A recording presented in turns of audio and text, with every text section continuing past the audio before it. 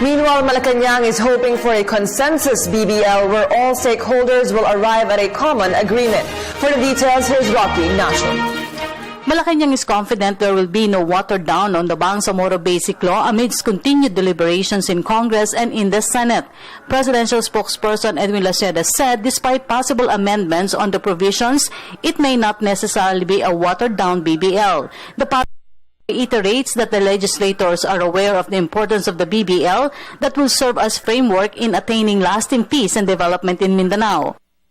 It is a recognition that there will be some, and anticipation that there will be some provisions that may be changed based on the purview and review of the legislators. But is the alternative, going back to war, a better option than seeing a draft BBL?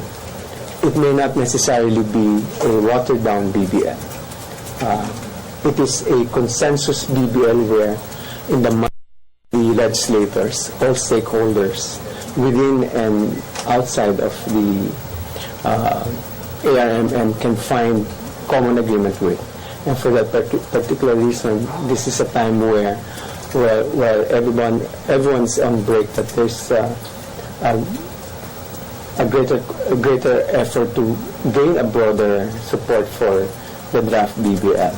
And so that's what we're working on right now. Laceda explains the government and the MILF recognize that the BBL will undergo legislative process. The proposed bill will also serve as guide for the creation of a new Bangsamoro political entity, replacing ARMM against the conflicts in the region. And the MILF and the Philippine national government recognize the fact that these agreements should have a legal status, and so they went through the legislative process and drafted the BBL.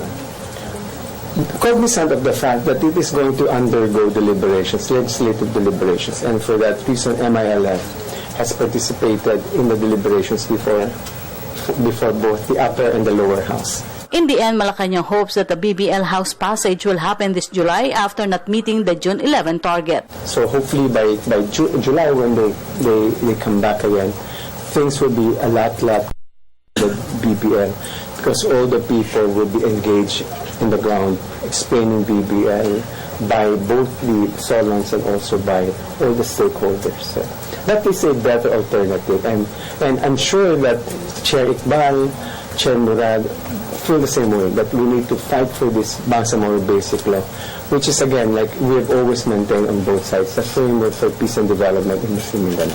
For the People's Television, Rocky Ignacio.